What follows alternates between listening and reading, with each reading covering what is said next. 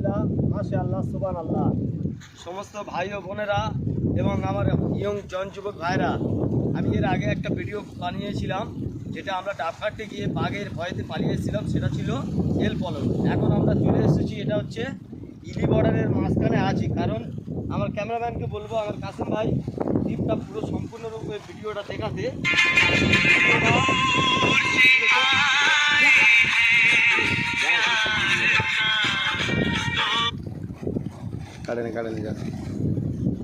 চলছে ভিডিও।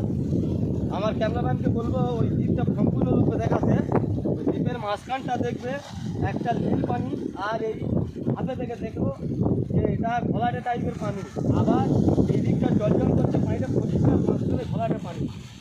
আর এই যে মাঝখানে একটা পতাকা মারা আছে, ওই পতাকাটা লেখা আছে ইলি বর্ডার, মানে ওই সাইডটা সম্পূর্ণরূপে বাংলাদেশ বর্ডার। বাংলাদেশ, এই নদীর এপারে ইন্ডিয়ান আর ওপারে বাংলাদেশ, মাঝখানে আমরা আছি যে দ্বীপটা, এই দ্বীপটার নাম হচ্ছে সম্পূর্ণরূপে ইলি বর্ডার।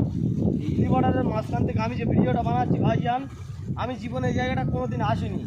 আর আমার ক্যামেরাম্যানকে বলবো এই যে ক্যামেরাটা ভালো করে ধরতে, দেখো এই যে ভাই যাচ্ছে ট্রলারটা নৌকোটা নিয়ে, এনাকে জিজ্ঞেস করলাম যে ওর মাঝখানে একটা বর্ডার আছে, ওই বর্ডারের ওপারে ওনারা যেতে পারবে না, কারণ ওনারা এপার থেকে মাছ ধরবে আর আমরা এপার থেকে একটা ভিডিও বানাচ্ছি। ভাই ও বোনেরা, আল্লাহ পাক কতই না স্রষ্টা, এই তামাম পৃথিবী ফুল কায়নাতে এমনভাবে সাজিয়ে রেখেছে যে নতুন এই যে জায়গাটা এসে আমার এত ভালো লাগছে। আর এই সম্পূর্ণরূপে পৃথিবীটা দেখো, আর এই নদীটা দেখে চিন্তাভাবনা করে আমরা একটা লাইক দেবেন যে কতই কিনা বানাতে পারে।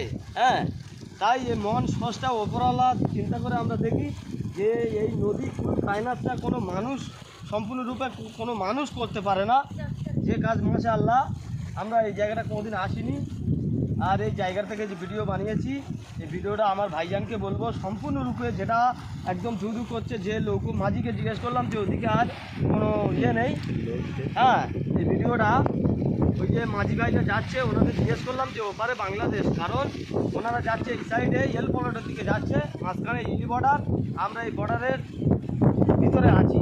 হ্যাঁ, এই বলে আমার ভিডিওটা আমি শেষ করবো, কিন্তু একটু আগে আমাদের যাচ্ছে এইটা যে আল্লাহ পাক কতই না সৃষ্টি করতে পারে তামাম পৃথিবীর জমিন থেকে। হ্যাঁ, আর আমরা যে জায়গায় আছি, আমরা প্রত্যেকে একটা জিনিস চিন্তা করে দেখি যে এই পৃথিবীটা কীভাবে চলছে, আর এই নদীটা এমনভাবে স্রোতের ঢেউ, 3 রকম পানি।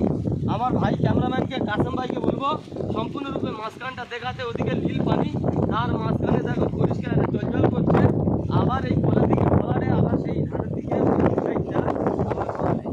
তাই ভাই আমার এই ভিডিওটা যদি আপনাদের খুব ভালো লেগে থাকে, আমার ভিডিওটা জাস্ট একটা লাইক দেবেন।